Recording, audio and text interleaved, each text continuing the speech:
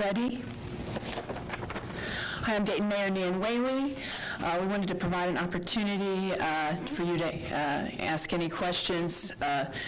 As the U.S. Attorney said this morning, or this afternoon, that this process is still an ongoing investigation, so we want to respect that process. It is not our investigation, but the FBI's investigation, so we want to be as clear and transparent as possible. With that, I'm going to have the city manager make some comments on what we do to protect against fraud in our contracting process. Good evening. Wanted to, of course, just emphasize that we are disappointed by the alleged activities of these individuals to purposefully and knowingly take advantage of the city for personal gain. When individuals make the choice to commit fraud and line their pockets with taxpayer dollars, there are many victims, including those who are rightly entitled to these opportunities, such as the truly disadvantaged businesses these programs are so thoughtfully designed to assist. As U.S. Attorney Glassman made clear in his statement today, the city processes in awarding contracts are not a part of the indictments nor questioned in the allegations. And as has been pointed out by many throughout this ongoing process, when bad individuals intend to break the law, no amount of checks and balances can be put in place to prevent the unethical behavior. At this time, I'd like to just update you on some of the activity that we have that has been going on this year since May. So first of all, as it relates to investigations with the HRC department that Green and Green was conducting, first I'll remind you that this was an independent investigation done by Green and Green. Neither the activities nor the timeline were directed by the city. I have not yet received a report or summary of the results of the investigation. I do know they have completed all interviews and made follow-up requests for emails and losing bid packages, which have been provided, and I anticipate a work product soon to review and brief the City Commission on. Outside of the Green and Green investigation, we've added an additional layer of review to the HRC award process for any contract being recommended above the lowest bid contract. In August of 2019, we implemented our whistleblower program which provides an independent, confidential, 24-hour mechanism for employees to report complaints or concerns regarding wrongdoings in the organization. We also implemented the Procurement Process Review Task Force. You'll recall there were 6 areas of procurement activity that were being reviewed: construction, HRC with regards to the Affirmative Action Assurance Program and the PEP program, demolition, RFP activity, professional services contracts, and purchase orders. The review is being facilitated by Julian and Grube and engaging a diverse representation of subject matter experts and a variety of staff engaged in various steps in the procurement process.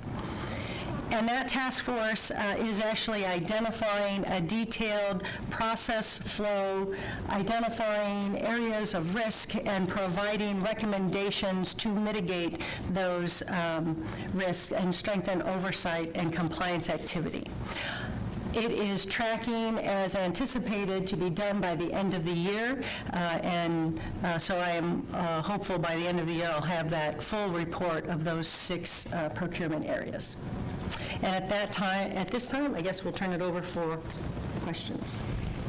Earlier today, the FBI special agent said he stood by his statement that there is a culture of corruption in Dayton area politics.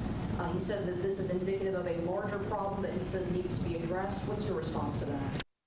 stand by the work that we recognize that, any type of fraud we take very seriously, but also in that same comments in the press conference, the U.S. Attorney said that, and the special agent said, no matter what you have in place, the way to stop fraud is to go after it in the way that the U.S. Attorney has done. And so, you're going to have that happen no matter what kind of system's in place. Surely we're going to look and make sure that we have everything in place that we can to prevent fraud.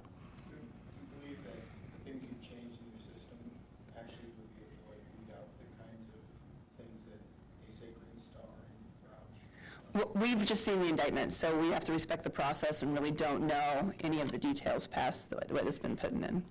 Well, and I would say, the things that we are doing and putting in place are going to strengthen the processes, but again, there is no way to prevent it 100%. If people intend to commit a crime, they're going to commit a crime. Yeah, really, as you know, one of the people charged today was Steve Roush, and I know that he's been active in donating to a number of different local candidates. Have you ever received donations from Mr. Roush? I've looked past the past decade. I have not. Mayor, do you stand by your statement made in April that there is not a culture of corruption in Dayton politics? I believe we have bad actors, much like Governor DeWine said in May as well. We are being completely willing to help through this process, and we're going to have to respect this process as the investigation is ongoing. Are you going to try and recoup some of the money that was spent and that was deemed fraudulently? We need to go through the process. We don't know, and this is an indictment. He's alleged of these activities, and we'll wait to see how the process ends. What type of conversations, if any, have you had with federal investigators as this process has moved forward? Look, we're going to really respect this process. It's an ongoing investigation, and we can't really comment on it. Are you going to bar those, Green Star and Roush from being able to, bid on Dayton projects? Look, we haven't had those conversations. Again, this is an indictment of alleged activity. We take fraud very seriously. We put efforts in place. Even before this happened in May, the whistleblower activity was being done prior to that. So we're always trying to think of ways that we can stop fraud and make sure that taxpayer dollars are protected. The process does ask for and identify your felonious charges or crimes, right? And so our due process for awarding contracts would certainly, if anyone was actually found guilty of the felony crimes they're being alleged to commit, our process would certainly take that into consideration and with regards to anybody who bid going forward. I know you said that Green investigation wasn't complete, but throughout, when they were reviewing old contracts, did any of the Roush or Green Star trucking contracts, were they flagged? Were they highlighted for maybe? I don't know of all of the, I know that Green and Green asked for all of the bid packages so that they could compare the winners to the losers, but beyond that, I haven't received any detailed information, so I can't tell you if there were certain contractors flagged or highlighted at this point, because I've not received any summary of the activity. Are either of you under investigation by the FBI? Look, it's an ongoing process. It's not our investigation, so we're going to respect this effort. Do you have any idea how much the city lost to those two? No. All right. Thanks, guys.